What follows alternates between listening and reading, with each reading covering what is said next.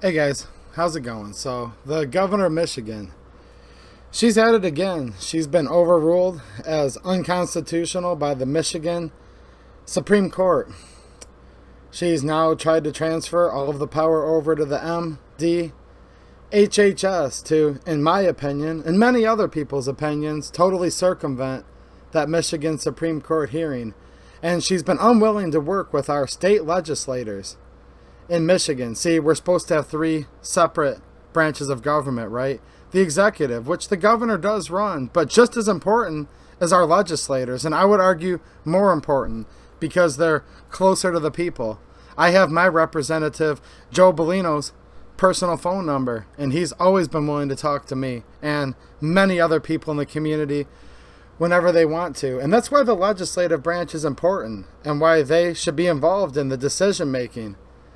But she's left them out of the loop for the most part, and she's still unilaterally in the process of locking down Michigan again.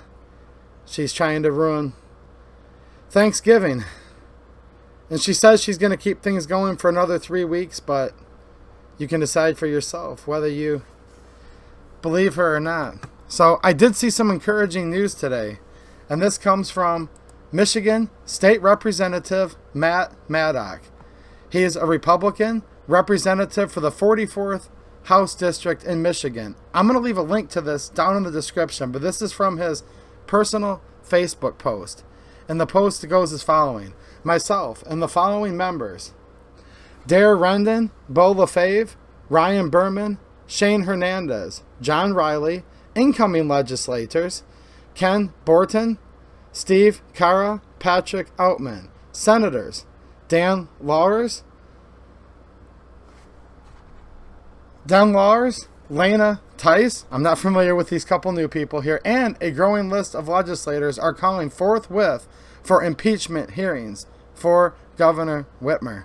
These are legislators that are saying enough's enough. We want impeachment hearings.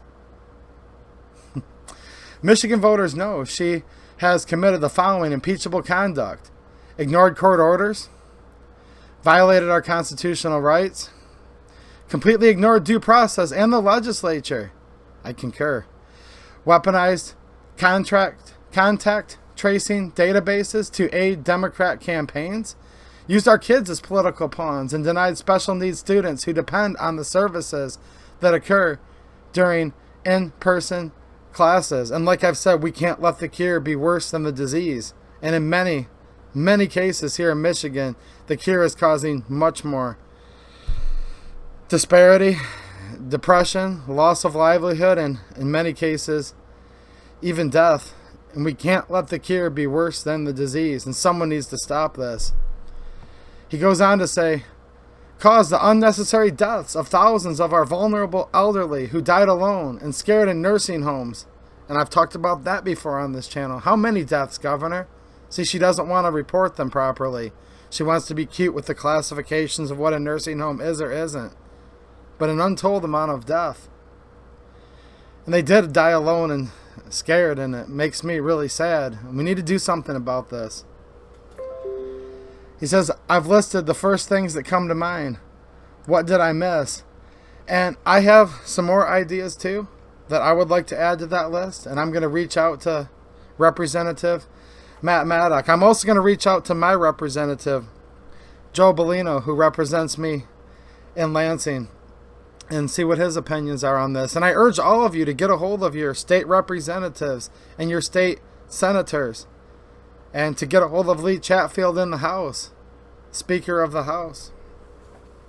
So let's see what happens here, but it looks like some of the legislators have had enough, and they want the three branches of government to retain the power that is given to them in the Constitution, upheld by the state Constitution, but really given by the people, because these are public servants. This is a government of the people, by the people, for the people, and these people are elected to serve us. And if you're not happy with the governor's doing for countless reasons, so many reasons, I can't get into all of them now, but pertaining to her unilateral rule of law that she feels she can impose on Michiganders, this is where your state reps and senators come into place. And I urge you to get a hold of them. I bet you many of them, most of them, will be responsive. They might not agree with you, but you still need to let them know that we the people are still in charge of this government in Michigan, and that they should be honored to serve us rather than just dictate to us in a unilateral fashion like the governor has. I expect there's going to be more people joining this list, and I'll do a follow-up when I can get more information. All right, thanks for watching, and have a good one.